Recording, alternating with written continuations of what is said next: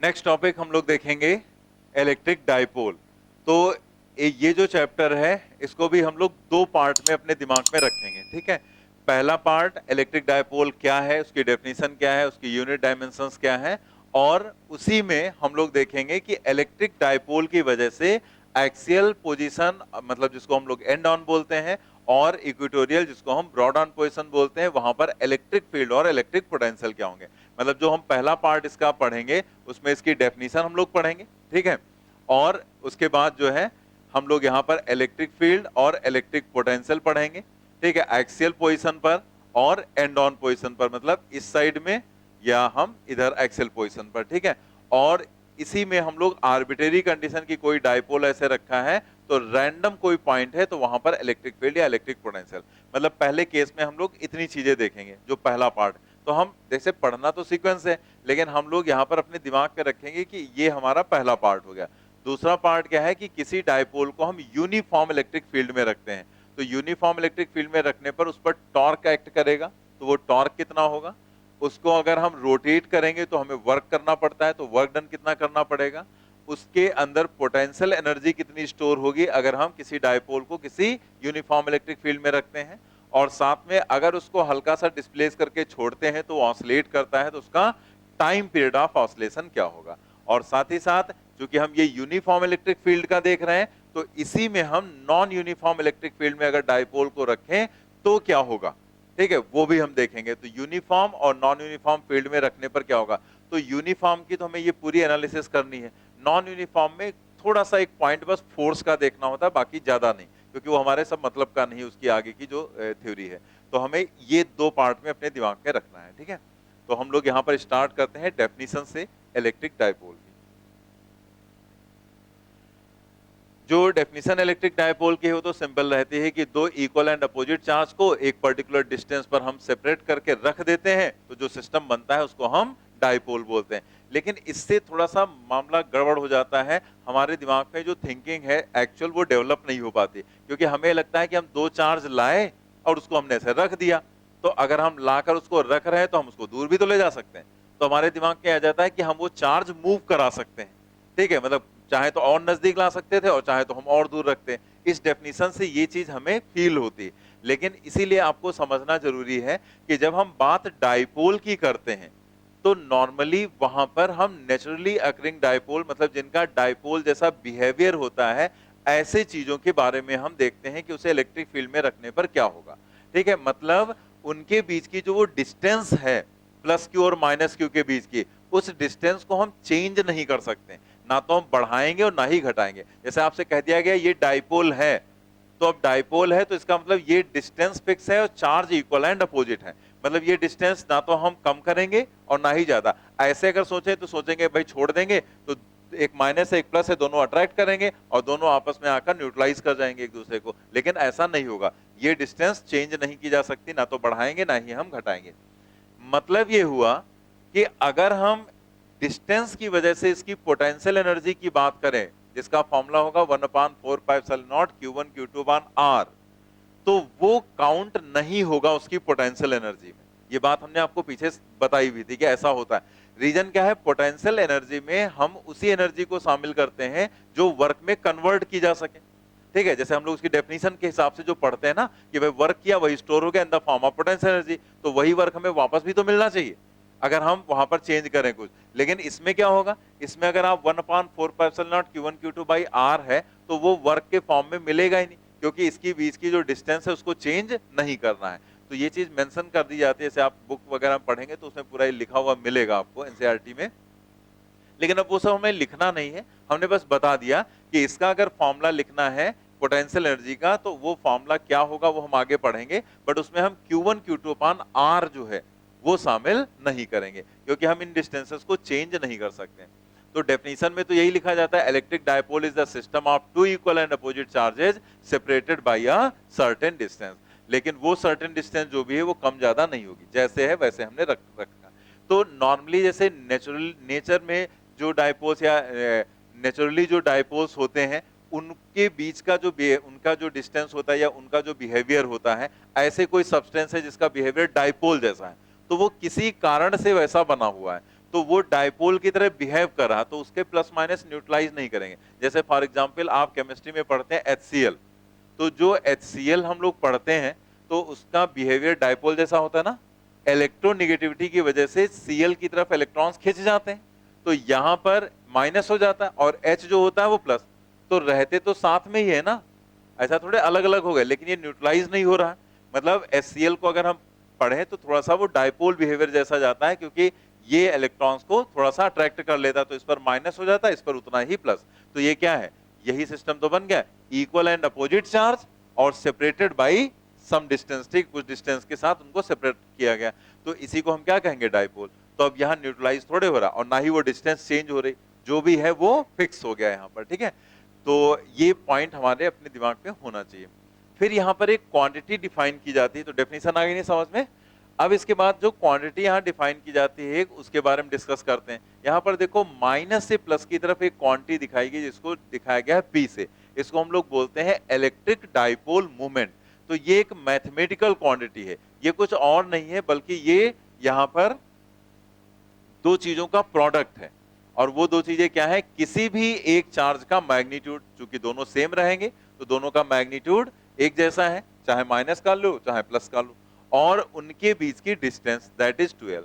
और इसे एक वेक्टर क्वांटिटी की तरीके से बनाया गया, तो आप चार्ज को तो वेक्टर लगा नहीं सकते, ठीक है, लेकिन हम L जो डिस्टेंस होती है उसको हम वेक्टर की तरह ट्रीट कर सकते हैं। मतलब जो यहाँ पर डिस्टेंस है, यहाँ पर चूंकि स्ट्रेट लाइन जो डिस्टेंस बोल दो चाहे डिस्प्लेसमेंट, तो हम इस L को एज अ वेक्टर ट्रीट कर सकते हैं यहाँ पर इस रिप्रेजेंटेशन के लिए।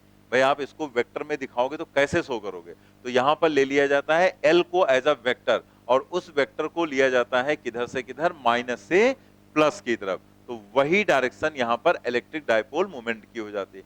तो हम लोगों ने डेफिनेशन समझी और ये समझ लिया कि ये एक क्वांटिटी है जो एक्चुअल में कुछ और नहीं है बल्कि इन दोनों चीजों का प्रोडक्ट है, किसी भी एक चार्ज और उनके बीच की डिस्टेंस का प्रोडक्ट है। तो उस 2QL को, क्योंकि इसमें ये 2L रहना ही रहना है, ये Q रहना ही रहना है, तो उन दोनों का जो मल्टीप्लीकेशन है उसको एक क्वांटिटी बना दी गई, उसको एक नाम दे दिया गया, उसको कह दिया गया इलेक्ट्रिक डायपोल मोमेंट। तो इससे चीजों को थोड़ा सा समझना, एनालाइज करना आसान हो जाता है। अब इसमें एक बात और आती है जो कंफ्यूज करती है, भाई ये डिस्टेंस का क्या मैटर है, 2L क्यों लिया गया, इसको हम L भी तो ले सकते थे, तो ले लो, कोई प्रॉब्लम नहीं, आप इसको 2L ले लो, L ले लो, L/2 ले लो, L/4 ले लो, 6L ले लो, 10L ले, जो मर्जी है वो ले सकते हैं। लेकिन यहां पर अगर आप देखेंगे या किसी भी बुक में देखेंगे तो नॉर्मली ये आपको क्या लिखा मिलता है, 2L। तो इसका एक रीजन है बस मैथमेटिकल, कि आपको यहां पर सेंटर से बताना होता है R डिस्टेंस पर इलेक्ट्रिक फील्ड या इलेक्ट्रिक पोटेंशियल क्या है, इधर या ऊपर या नीचे, ठीक है, कहीं पर भी, या किसी पर्टिकुलर एंगल पर, लेकिन कहां से बताते हैं, सेंटर से हम बताते हैं। तो सेंटर से अगर हमें बताना होता है, तो अगर हम यहां पर 2L की बजाय L ले लें, तो थोड़ा सा हमें यहाँ पर L/2 लिखना पड़ेगा और फिर फार्मूला डेवलप करना पड़ेगा। तो ये फार्मूला थोड़ा सा मैथमेटिकली, मतलब कैलकुलेशन वाइज, और थोड़ा फार्मूले का जो फॉर्म होता है वो थोड़ा सा कॉम्प्लिकेटेड हो जाएगा। लेकिन अगर आप 2L लेंगे, अगर आप ये L ना लो, 2L ले लो, तो आप इसको आराम से L और L लिख सकते हैं। अगर सेंटर से डिस्टेंस लिखनी है R डिस्टेंस, तो अगर हम इस चार्ट से देखेंगे तो R-L/2 की बजाय R-L लिखना पड़ेगा। तो और कोई इसका कारण नहीं है कि उसको पर्टिकुलर लिया गया। कई क्वेश्चंस में होता है कि उसने दे दिया डिस्टेंस 6 सेंटीमीटर, तो डिस्टेंस अगर उसने दोनों के बीच की 6 सेंटीमीटर दे दी है, दोनों चार्ज के बीच की, तो आप इसकी वजह से गलतियां भी होती। तो कई बार स्टूडेंट क्या करते हैं कि L बराबर लिख लिया 6, फिर फॉर्मूले में रख दिया L की जगह, गलत हो गया ना। अगर दोनों चार्ज के बीच की डिस्टेंस ने 6 सेंटीमीटर दी है, तो आपने उसको 2L माना है ना, दोनों चार्ज के बीच की डिस्टेंस, तो वो 6 सेंटीमीटर L थोड़े दिया गया, क्या दिया गया, वो 2L दिया गया। तो ये चीज हमें ध्यान रखनी, सब कुछ क्वेश्चन में आएगा ही आपके सामने, तो समझ में आ गया ना। तो ये एक क्वांटिटी हम लोग डिफाइन करते हैं जिसको हम लोग बोलते हैं electric dipole moment. A quantity electric dipole moment for electric dipole is defined as, उसी के नीचे लिख लेंगे P is equal to Q into 2L, ठीक है, ऐसे लिखेंगे, या फिर सीधे लिख लेंगे P is equal to 2QL। और अगर आपको मैग्नीट्यूड लिखना है सिर्फ, तो वेक्टर हटा देंगे बस, मैग्नीट्यूड लिखना है तो P इज इक्वल टू हो जाएगा 2QL।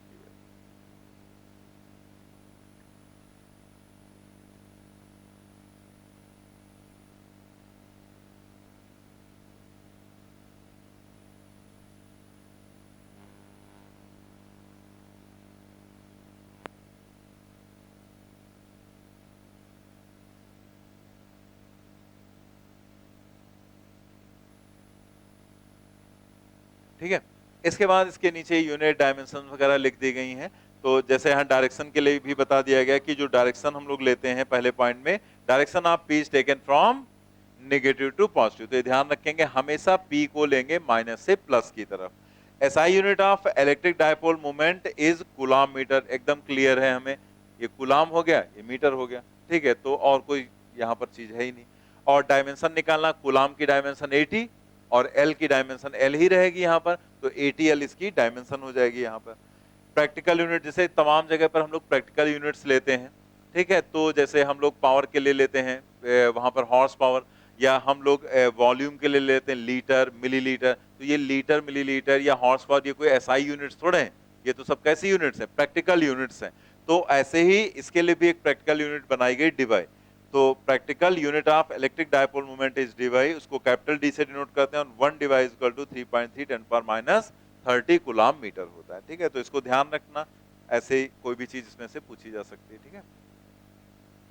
अब देखते हैं, ये एक पॉइंट है, ये भी काफी इंपॉर्टेंट है, इसको ध्यान से समझेंगे। अभी हम लोग थोड़ा ये सब पढ़ने का, जब टॉर्क पढ़ेंगे तो टॉर्क में यही पॉइंट फिर से आपके सामने आएगा। तो यहां अगर समझ लेंगे तो आसानी से वहां पर आपको चीजें समझ में आ जाएंगी। वहां फिर से एक बार समझा देंगे, बट आपको ये यहीं से समझ के चलना है। लेकिन यहां हम जो बनाने जा रहे हैं उसको बनाना नहीं है आपको कुछ, बस वो समझाने के लिए बना रहे हैं, बाकी वो आगे बना हुआ है, ठीक है।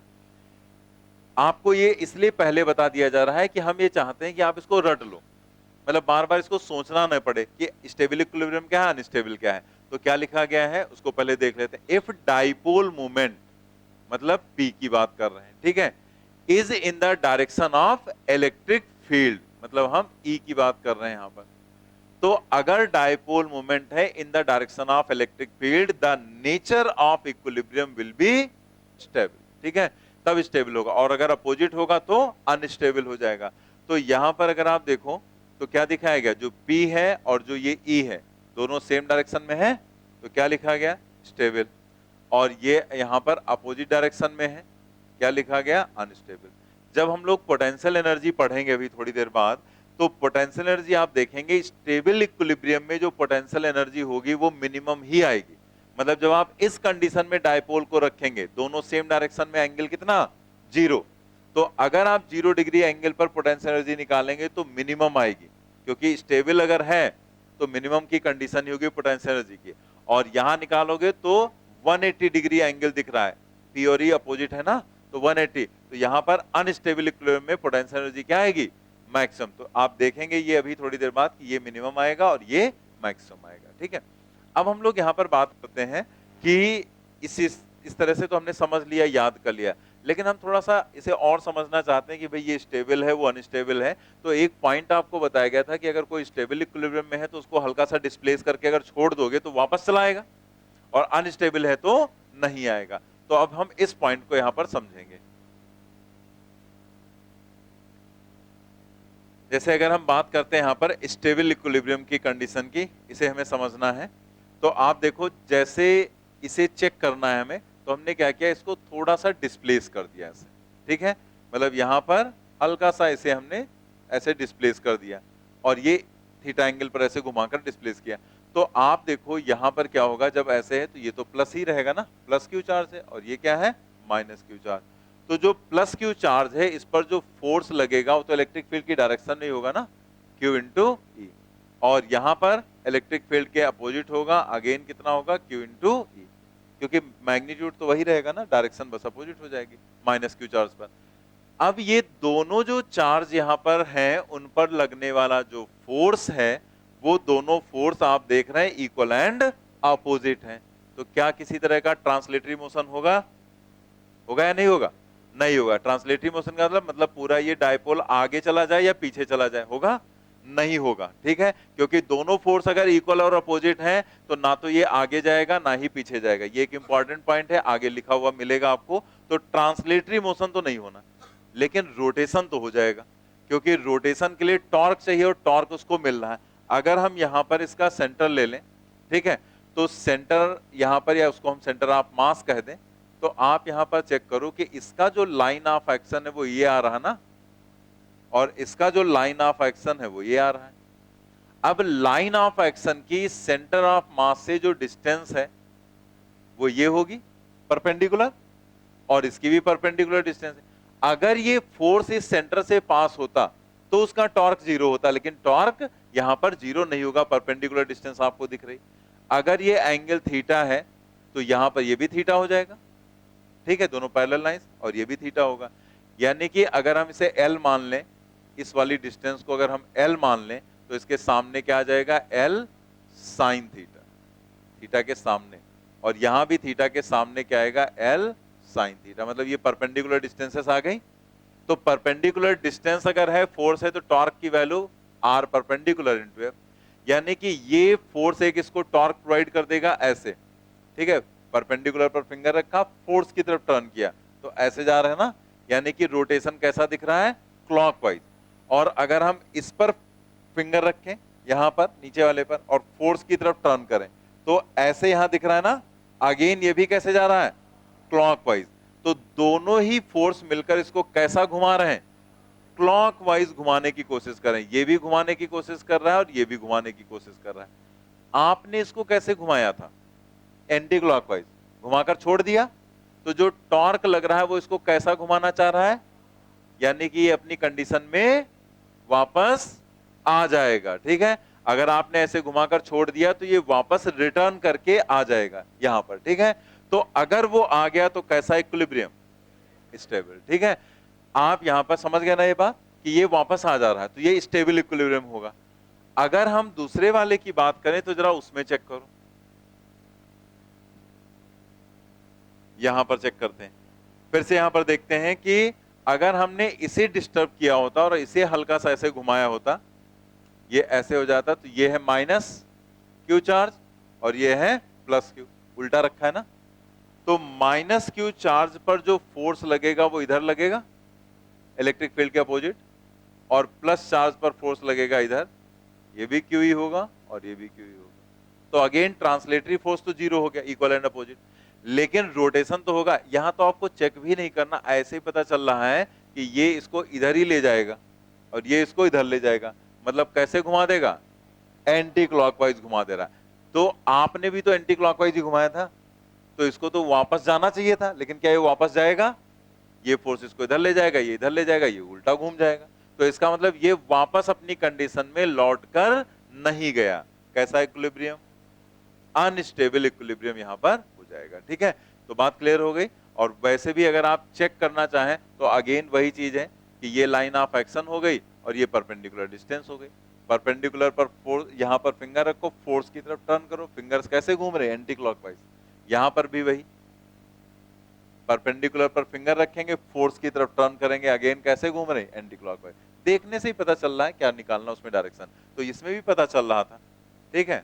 अगर आप इसमें देखो तो इसमें इधर इधर लग रहा था तो ये ऐसे घुमाएगा, और इसमें इधर इधर लग रहा था तो ये उल्टा घुमाएगा। तो इसमें तो वो वापस आ गया लेकिन इसमें नहीं आ पाया, ये स्टेबल वो अनस्टेबल इक्विलिब्रियम, ठीक है। तो क्लियर हो गई बात। अभी थोड़ी देर जब हम लोग टॉर्क पढ़ेंगे तो यही सब चीजें आएंगी वापस, तो वहां पर एक बार फिर से जल्दी से बता देंगे, बट कुछ भी चेंज नहीं होगा। टॉर्क निकालना है, यही दोनों टॉर्क जो भी है क्यूई और माइनस ये जो चार्ज पर फोर्स लग रहा है उसका, ये दोनों ऐड हो जाएंगे क्योंकि दोनों सेम सेंस में वहां पर एक्ट कर रहे हैं, ठीक है। चलिए हम लोग आ जाते हैं यहां पर electric field and electric potential due to a dipole. अब इसमें हमें पोजीशंस देखनी है। तो यहां पर आप देखो कि जैसे अगर हम एक्सियल पोजीशन की बात करें और इक्वेटोरियल की, पहले ये समझ लो, जैसे ये एक डाइपोल रखा गया है, ठीक है। तो यहां पर ये है माइनस क्यू, ये है प्लस क्यू। तो अगर हम बात करते हैं इस लाइन की तो इसको बोला जाता है एक्सिस ऑफ डाइपोल, ठीक है। एक्सिस ये डाइपोल की है। और अगर हम यहां पर या यहां पर कहीं पर भी फील्ड निकालें या पोटेंशियल निकालें, जैसे यहां पर इलेक्ट्रिक फील्ड निकाल रहे हैं या इलेक्ट्रिक पोटेंशियल निकाल रहे हैं, तो ये एंड की तरफ है और एक्सिस पर है पॉइंट, तो हम इसे बोलते हैं एक्सियल पोजीशन, और या हम बोलते हैं एंड ऑन पोजीशन। क्या बोलेंगे, एक्सियल, क्योंकि ये एक्सिस पर है, और या एंड की तरफ है, ये प्लस क्यू चार्ज का एंड है, माइनस क्यू चार्ज का एंड है, तो क्या बोलेंगे, एंड ऑन। तो एंड ऑन पोजीशन भी या नाम याद रखना, और एक्सियल भी, ठीक है। तो ये एंड की तरफ है तो इसको हम क्या बोलेंगे, एंड ऑन पोजीशन या एक्सियल पोजीशन, दोनों नाम याद रखने।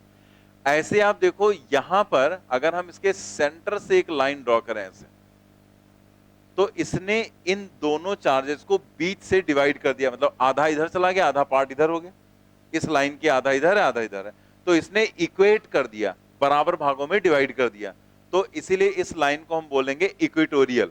ठीक है, तो इसे हम क्या बोलेंगे, इक्वेटोरियल। तो यहां पर अगर आप या यहां पर कहीं पर भी अगर आप फील्ड या पोटेंशियल निकालते हैं, ई निकालते हैं या पोटेंशियल निकालते हैं, तो हम कहेंगे इसे इक्वेटोरियल पोजीशन। क्या बोलेंगे, इक्वेटोरियल पोजीशन। और या ये एंड की तरफ था और ये चौड़ाई में है, जैसे डाइपोल तो यहां है और ये उसकी चौड़ाई में देख रहे हैं, तो इसलिए इसको हम लोग बोलते हैं ब्रॉड ऑन पोजीशन। ठीक है, तो ब्रॉड ऑन पोजीशन ये हो गई, और ये क्या हो गई, एंड ऑन पोजीशन। तो हम इसके क्या नाम है, क्या है, एक्सियल या एंड ऑन, और ये इक्वेटोरियल या ब्रॉड ऑन पोजीशन। तो इन पर हमें इलेक्ट्रिक फील्ड, इलेक्ट्रिक पोटेंशियल निकालना, उसके फॉर्मूले याद रखने। इसका भले ही यहां पर डेरिवेशन लिख दिया गया है, और वो डेरिवेशन हम अभी आपको जल्दी से समझा भी देंगे, लेकिन हमें डेरिवेशन की बजाय उसके फॉर्मूले याद ही करने पड़ेंगे, क्योंकि एग्जाम में कोई क्वेश्चन आएगा तो आप बैठ के डेरिवेशन वहां पर नहीं करेंगे, कि इतना टाइम नहीं रहता कि हम डराइव करें, तो फॉर्मूले आपको रटने ही रटने पड़ेंगे। और ऐसे ही एक कंडीशन और आएगी, और वो कंडीशन यहां पर क्या होगी, वो होगी आर्बिट्रेरी कंडीशन।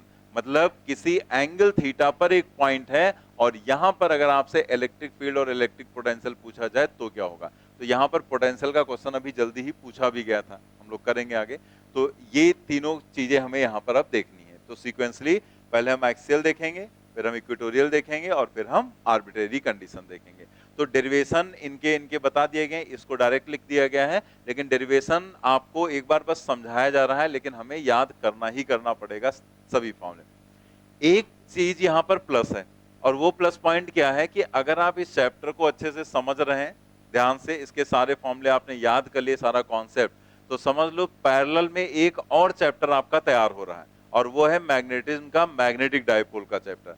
तो मैग्नेटिक डायपोल का जो चैप्टर होता है, उसमें सारे फॉर्मूले एग्जैक्टली ऐसे रहेंगे, सब कुछ वैसे रहता है, बस 1/4 सोलेनॉइड की जगह μ0/4 आ जाता है, बस इतना चेंज रहता है। और इलेक्ट्रिक डायपोल मोमेंट की जगह पर मैग्नेटिक डायपोल मोमेंट, बाकी सारा कॉन्सेप्ट वैसे रहेगा, सब कुछ वैसे रहेगा, कोई चेंज नहीं वहां पर आता है। ठीक है, तो जो क्वेश्चंस का तरीका होता है वो भी लगभग वैसे ही होता है, और जो बाकी फॉर्मूले होते हैं वो भी वैसे। इसलिए यहां पर हम आपको एक एक चीज अलग अलग करके पढ़ाएंगे, लेकिन जब वहां पढ़ाएंगे तो हम अलग अलग नहीं पढ़ाएंगे, हम वहां पर आपको कंपेयर करके पढ़ाएंगे। ठीक है, कि एक साइड में हमने इलेक्ट्रिक का लिख दिया और एक साइड में मैग्नेटिक का, तो वो ज्यादा हमारे लिए आसान भी रहेगा, और हमारे लिए बहुत इजी हो जाता है फॉर्मूलों को याद करना, क्योंकि एक साइड में इलेक्ट्रिक के लिखे होंगे जो कि हमने यहाँ पर याद ही कर चुके होंगे, सब याद ही होंगे, तो हम मैग्नेटिक का तुरंत कंपेयर कर लेंगे कि अच्छा मैग्नेटिक में चेंज हमें क्या करना है, तो जो चेंज करना उतना पकड़ लेंगे, बाकी आप देखेंगे सारे फॉर्मूले सेम है बस। ठीक है, तो इसलिए वहां पर हम लोग कंपेयर करके पढ़ेंगे, और यहाँ पर पूरा डिटेल में जाएंगे हम लोग। ठीक है, तो समझ में आ गया। अब हम लोग आ जाते हैं यहाँ पर पहले केस पर, एक्सियल और and on position, electric field निकालना और इलेक्ट्रिक पोटेंशियल निकालना है। तो देखो यहाँ पर डेरिवेशन बहुत आसान होता है, डेरिवेशन में कुछ होता ही नहीं।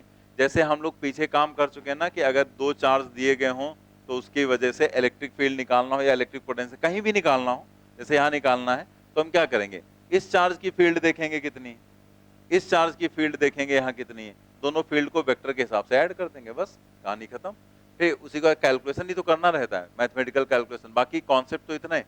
पोटेंशियल निकालना है, इसका पोटेंशियल देख लो क्या, इसका पोटेंशियल देख लो क्या, दोनों को जोड़ दो, आंसर आपका आ जाएगा, फॉर्मूला आ जाएगा। तो हमें उसमें ज्यादा कोई प्रॉब्लम नहीं है, बस वो मैथमेटिकल फॉर्म में यहाँ पर सब लिखकर आपको दिखा दिया जा रहा है। तो हम यहाँ पर अलग से आपको थोड़ा सा बता रहे हैं, फिर उसको एक बार पढ़ लेंगे हम लोग, उसमें क्या पढ़ना है।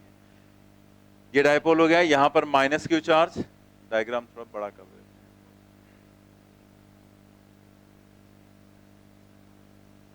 यहाँ पर देखते हैं कि ये जो प्लस क्यू चार्ज, यहाँ माइनस क्यू चार्ज, ये मिड पॉइंट है, मिड पॉइंट से आर डिस्टेंस पर एक पॉइंट पी है जहां पर हमें देखना है इलेक्ट्रिक फील्ड।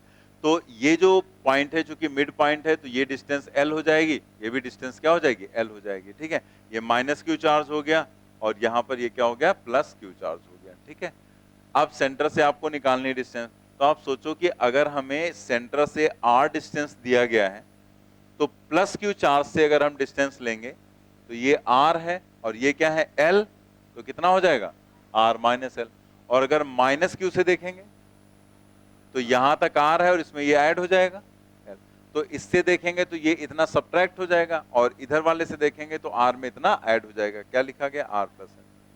अब प्लस क्यू चार्ज के कारण जो इलेक्ट्रिक फील्ड होती है वो लाइन ज्वाइनिंग के अलोंग होती है, लेकिन अवे दूर की तरफ एरो बनता है प्लस चार्ज से दूर।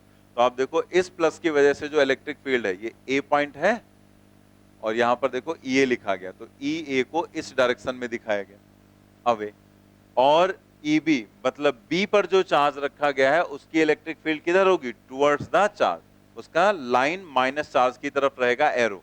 तो यहां पर आप देखो ई बी इधर दिखाया गया। आप एक चीज सोचकर बताओ, ई ए ग्रेटर होगा ई बी से या ई ए लेस होगा? ये क्या होगा? ग्रेटर होगा ना, क्योंकि अगर आप देखो ए नजदीक है और बी दूर है, मतलब आप इक्वेशन फार्मूला सोचो ना, आप ऐसे देख लो कि ए तो नजदीक है और ये वाला जो बी है वो दूर है, तो जो नजदीक होगा पी पॉइंट के तो वो ज्यादा फील्ड जनरेट करेगा, क्योंकि उसकी डिस्टेंस, अब फार्मूले से सोचोगे तो डिस्टेंस उसकी कम होगी, इलेक्ट्रिक फील्ड ज्यादा, और ये दूर है तो ये कम फील्ड वहां पर पहुंचा पाएगा, जनरेट करेगा, क्योंकि डिस्टेंस ज्यादा है, फील्ड कम हो जाएगी। दैट मीन्स अगर ई ए की वैल्यू हमें समझ में आ गई ग्रेटर है ई बी से, तो नेट इलेक्ट्रिक फील्ड किस डायरेक्शन में होगी? ए में या बी में? यही नेट इलेक्ट्रिक फील्ड आपको दिखाई, क्योंकि ये ज्यादा है तो इसमें से कम वाले को घटाएंगे तो ज्यादा वाले की तरफ ही रहेगा। तो यही सब वेक्टर में ये सब चीजें बताई जाती है ना, यही सब तो सिखाया जाता है। सारी वेक्टर क्या है? मैथमेटिक्स ही तो है। तो वही वेक्टर यहाँ पर यूज हो रहा है, जो ज्यादा फोर्स होता है उसकी तरफ नेट फोर्स होता है, वही यहाँ का आगे जो ज्यादा इलेक्ट्रिक फील्ड है उसी की तरफ नेट इलेक्ट्रिक फील्ड ई हो जाएगी। अब आपको क्या करना है, इसका मतलब हमारे पास आ गया क्या? हमारे पास आ गया यहाँ पर कि जो ई है वो हो जाएगा क्या? ई ए माइनस ई बी। क्या करना है? दोनों वैल्यूज रख देनी, 1/4πε0 ई ए, तो 1/4πε0 Q upon R minus L to the whole square, और इसके लिए क्या लिखोगे? Q upon R plus L to the whole square, और उसी को हमें सॉल्व कर लेना है। ठीक है, तो वही यहां पर सॉल्व किया गया है। देखो E is equal to 1/4πε0 Q upon R minus L to the whole square, और EB क्या है? 1/4πε0 Q upon R plus L to the whole square। Net field EA minus EB सब कुछ हम लोग समझ चुके हैं। तो आप देखो इसमें से Q upon 4πε0 दोनों में से आ गया कॉमन, उसको निकाला बाहर, ये बचा। अब इसको आप सॉल्व कर सकते हैं। जैसे अगर यहाँ सॉल्व करना है तो इन दोनों का एलसीएम लेंगे, तो एलसीएम कितना हो जाएगा? R minus L R plus L, तो क्या हो जाएगा? R square minus L square to the whole square. A minus B, A plus B क्या होता है? A square minus B square, और चूंकि होल स्क्वायर भी लगा हुआ है तो इसलिए ए स्क्वायर माइनस बी स्क्वायर के ऊपर होल स्क्वायर लगा दिया गया। ठीक है, अब उसके ऊपर जो आएगा सॉल्व होने पर, तो इधर आर माइनस एल है तो ये वाला आ जाएगा टर्म, तो ये हो जाएगा R plus L to the whole square minus उधर क्या हो जाएगा? R minus L to the whole square. Solve करेंगे तो ये A plus B to the whole square और ये A minus B to the whole square. A plus B to the whole square तो सभी को पता है, A square plus B square plus 2ab, और A minus B A square plus B square minus 2ab। तो अगर आप थोड़ा ध्यान दो तो यहां पर माइनस लगा है ना, यानी कि आर स्क्वायर एल स्क्वायर होगा माइनस में, और जो माइनस 2rl है वो हो जाएगा प्लस में। तो इधर से आर स्क्वायर एल स्क्वायर, इधर के आर स्क्वायर एल स्क्वायर से कैंसिल, मतलब बचेगा 4rl, क्योंकि 2rl इसका और 2rl इसका, कितना हो जाएगा? 4rl। तो ऊपर आएगा 4rl और नीचे हो जाएगा R square minus L square to the whole square. ठीक है, देखो मतलब कोई नहीं, बस ऐसे हम पढ़ा रहे तुम पढ़ रहे क्योंकि ये सब तो मैथमेटिक्स है, ये कोई बताने वाली, अब इतने दिन से हम लोग इतना कैलकुलेशन कर रहे हैं, ये कोई समझाने वाली चीज थोड़े कि ऐसे ऐसे कर लें, एलसीएम निकालना हम तुमको बता रहे हैं, स्क्वायर खोल रहे हैं हम लोग, ए प्लस बी टू द। अब ये सब चीजों से तो हम लोग ऊपर उठ चुके हैं ना थोड़ा सा। तो यहां पर देखो, लेकिन एक बार पढ़ लेते हैं, नहीं तुमको तो बस कमियां निकालना आता है, बस बाहर जाके कहो पढ़ाए नहीं, इसलिए वहां सिलेक्शन नहीं हो रहा है। तो यहां पर जो है 4rl आ गया upon R square minus L square. अब इसे क्या लिखा गया यहां पर? इसे इस तरीके से लिख दिया गया है, यहां थोड़ा डिस्टर्बिंग हो गया है,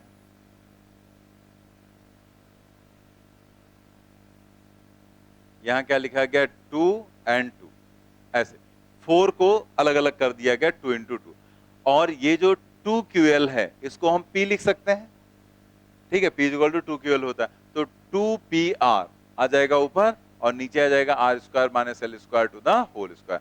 तो ये यहां पर फॉर्मूला बन गया इलेक्ट्रिक फील्ड का, E is equal to 1/4πε0 2PR upon R square minus L square to the whole square. और इसी को अगर वेक्टर फॉर्म में आपको लिखना है तो हम लोगों ने अभी पीछे समझा ना कि अगर यहां पर माइनस क्यू चार्ज है, यहां पर प्लस क्यू चार्ज है, तो R डिस्टेंस पर ये जो पॉइंट P था वहां पर इलेक्ट्रिक फील्ड ऐसे थी ना, इधर ही तो आई थी ना इलेक्ट्रिक फील्ड इस डायरेक्शन में। और जरा देखो जो डाइपोल मोमेंट होता है वो भी तो माइनस से प्लस होता है, तो जो P है और जो E है दोनों सेम डायरेक्शन में है। इसका मतलब अगर आपको इसी को वेक्टर फॉर्म में लिखना है तो कुछ करना तो है नहीं, जस्ट E और P पर वेक्टर लगा दो, वही किया गया, E और P पर वेक्टर लगा दिया गया, तो ये वेक्टर फॉर्म हो गया।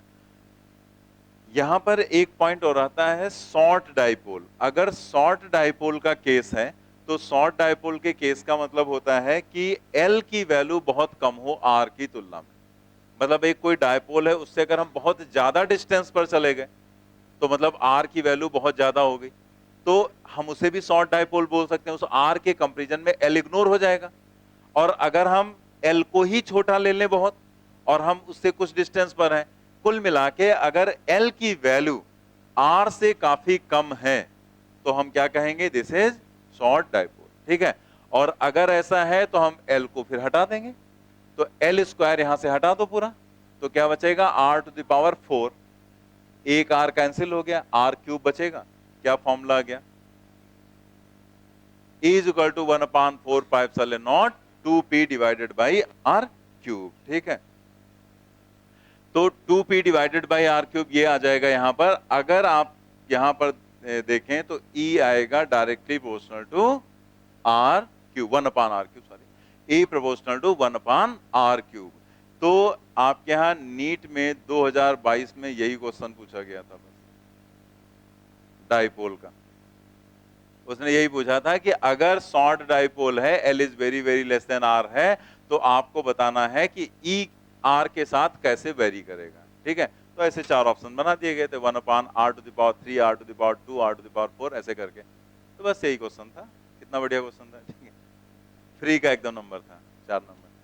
लेकिन ये नंबर फ्री वाले भी तभी मिलते जब पढ़े हो, ऐसे नहीं फ्री में मिल जाते। पता ही नहीं चलेगा तुम्हें पूछ क्या रहा है, पढ़ा होगा तो पता चलेगा ना कि क्या है। तो इसीलिए पढ़ना जरूरी। आसान सा क्वेश्चन पूछा गया था नीट में। तो क्लियर हो गया। यहाँ पर क्वेश्चंस कई बार पूछे गए जिसमें सिर्फ फॉर्मूले ही पूछ दिया गया।